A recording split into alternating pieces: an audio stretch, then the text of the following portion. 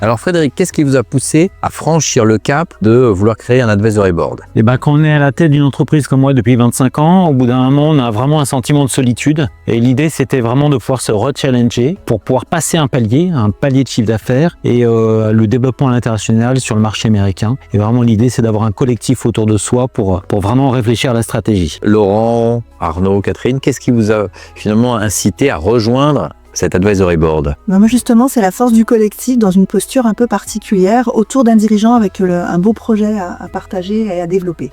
Arnaud?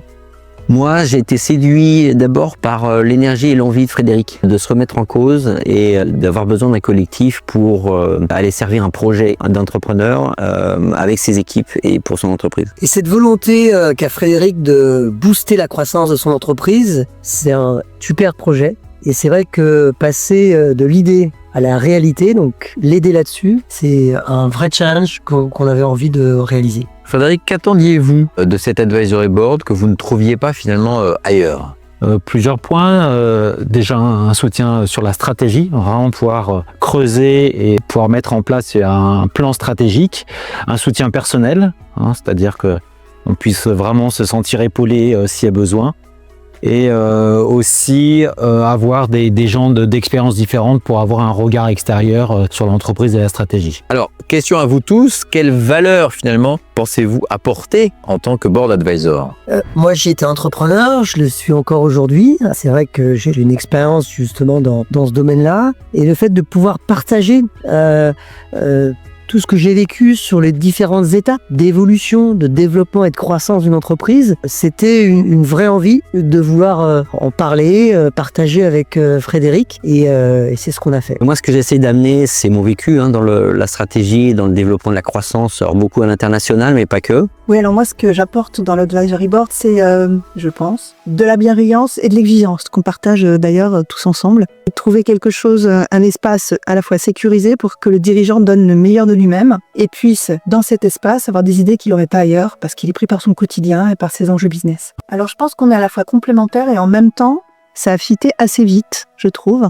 Et on se rejoint sur l'essentiel. Après, en termes de complémentarité, on est complémentaires en termes d'expertise et d'expérience. Et donc, à titre personnel, moi, j'ai plus un regard de coach. Je suis pas entrepreneur, mais je suis coach. Et donc, c'est ce que j'apporte aussi au collectif. Oui, je suis d'accord avec Catherine. Je trouve qu'on a un socle commun par nos expériences, donc d'assez généraliste finalement. On a touché à tout par nos expériences, mais en même temps, on sait amener notre expertise spécifique. Ça, c'est quelque chose qui, pour moi, est assez puissant et j'espère plaît à Frédéric. Et un autre point, je pense aussi qu'on est non seulement complémentaires, mais on partage des valeurs très importantes pour moi dans cet accompagnement, mais de manière générale, en termes d'humilité, en termes d'exigence et en termes de bienveillance. Ça, je pense que pour un entrepreneur comme Frédéric, ça peut l'aider à franchir certains pas ou être assez transparent sur certaines choses. Et c'est vrai qu'on est parti sur de bonnes bases.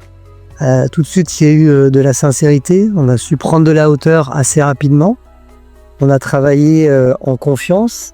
Et ça, c'est bien parce que ce pragmatisme-là, l'entrepreneur, le dirigeant que tu es, Frédéric, en a besoin. Alors, question à Frédéric, comment vous vivez ce trio finalement d'advisors autour de vous? Moi, très intéressant, vraiment 3 personnes avec des profils totalement différents, mais qui se rejoignent avec des expériences, c'est ce qu'ils ont vécu, et surtout de la bienveillance des 3. Et ça, c'est super. Quand on a un coup de mou, un coup de moins bien, ça, c'est un très grand soutien. Alors, y a-t-il un moment qui illustre particulièrement l'utilité de l'advisory board? Alors moi, je pense à un moment particulier justement qu'évoquait déjà Laurent. C'est un moment de bascule qu'on a senti entre le 2e et le 3e board, parce qu'on est bienveillant et en même temps on est exigeant et on a tendance aussi à challenger Frédéric puisqu'il nous l'a demandé. Donc nous, on répond aux besoins de notre cliente et ça a été vraiment un moment pour moi que j'ai physiquement observé. Oui, et ça répond à moi aux 3 points que j'ai vraiment très concrets de bascule, mais c'est à ce moment-là qu'on a commencé à rentrer dans les sujets. J'ai en tête 3 choses. Il y en avait une, c'est vraiment sur la stratégie, où on a poussé Frédéric à aller sur un scénario qu'on appelle en anglais blue sky, c'est-à-dire pas de contraintes, où le business peut aller, quel est vraiment le potentiel. Et là, j'ai senti que c'était une manière un peu différente de voir les choses, et on a commencé à rentrer dans le concret.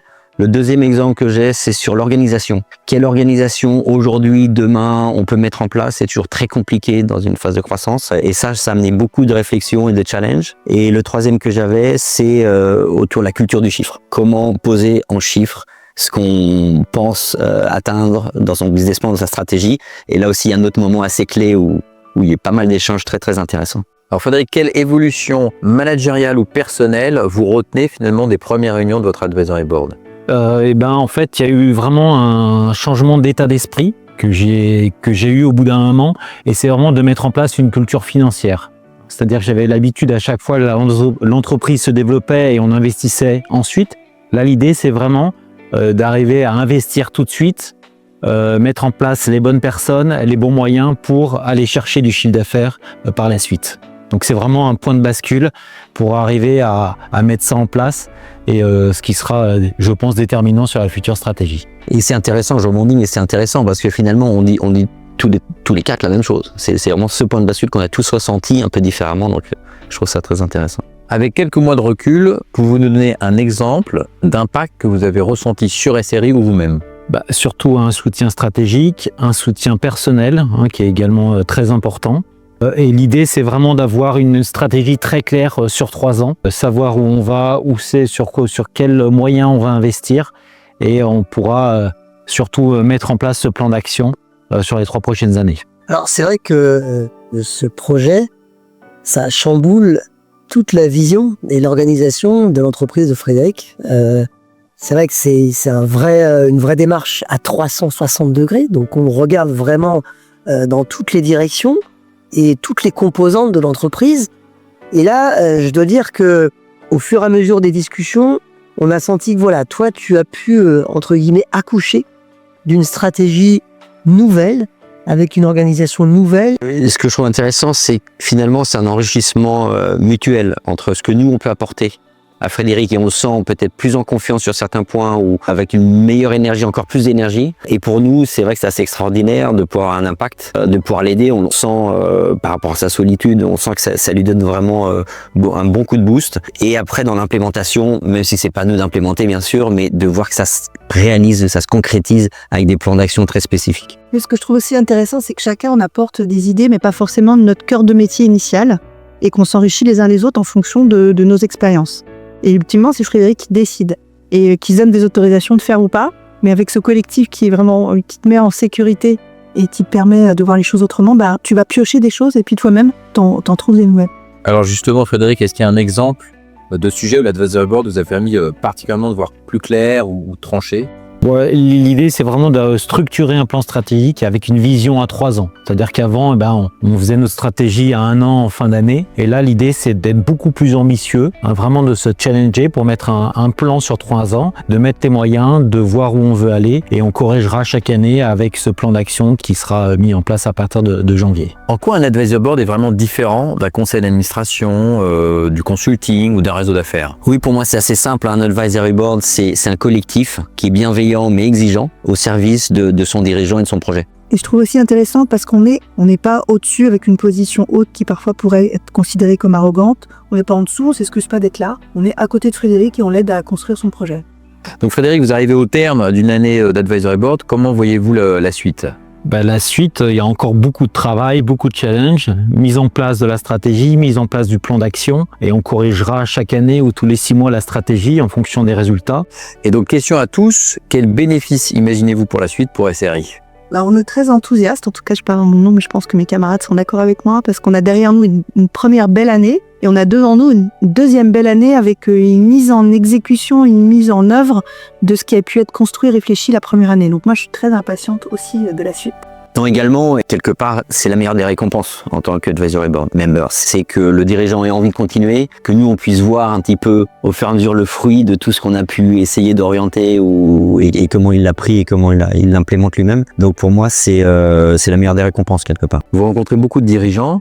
Que diriez-vous à finalement un dirigeant qui hésite peut-être à se lancer à prendre son advisory board ou qui ne le connaît pas? Moi, je lui dirais de pas trop réfléchir. Il faut y aller. C'est vraiment une énorme opportunité. C'est vraiment une erreur de pas profiter de cette occasion, en tout cas. Merci à tous. Merci Frédéric et merci pour votre temps.